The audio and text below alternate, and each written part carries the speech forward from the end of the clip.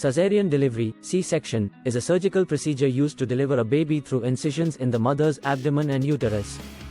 It is often planned in advance or performed as an emergency procedure when vaginal delivery poses risks to the mother or baby.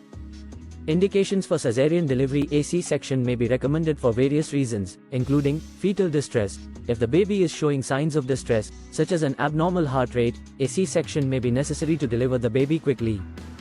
Breech presentation: when the baby is positioned feet first or buttocks first instead of head first, a vaginal delivery may be risky, leading to the decision for a C-section. Multiple pregnancies, delivering twins, triplets, or more can sometimes require a C-section, especially if one or more of the babies are in an abnormal position. Placenta previa: when the placenta covers the cervix, it can block the baby's passage, necessitating a C-section. Placental abruption: if the placenta detaches from the uterine wall before labor, it can cause heavy bleeding and endanger the baby, requiring an immediate C-section. Previous caesarean or uterine surgery: women who have had a previous C-section or other uterine surgery might need another C-section, especially if there is a risk of uterine rupture during labor.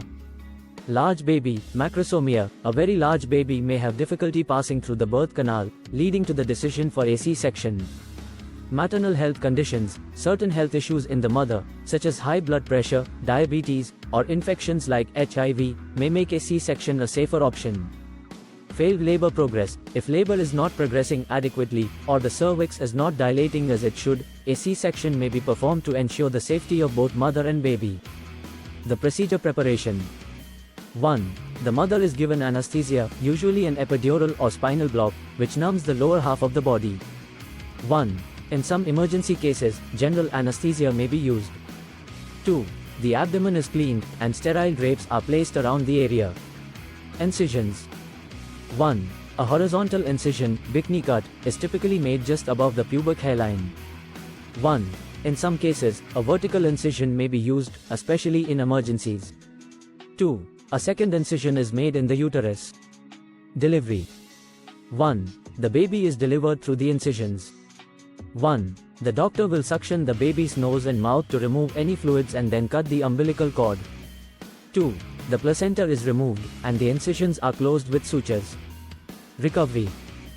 1. Hospital stay: the mother usually stays in the hospital for 3-4 days after a C-section. 2.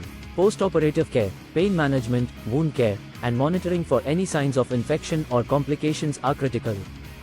3. Activity restrictions: the mother may be advised to avoid heavy lifting, strenuous activity, and driving for several weeks. Risks and considerations. 1. Infection: there's a risk of infection at the incision site, in the uterus, or in other pelvic organs. 2. Blood loss: C-sections involve more blood loss compared to vaginal births. 3. Recovery time: recovery from a C-section is generally longer than from a vaginal birth. 4.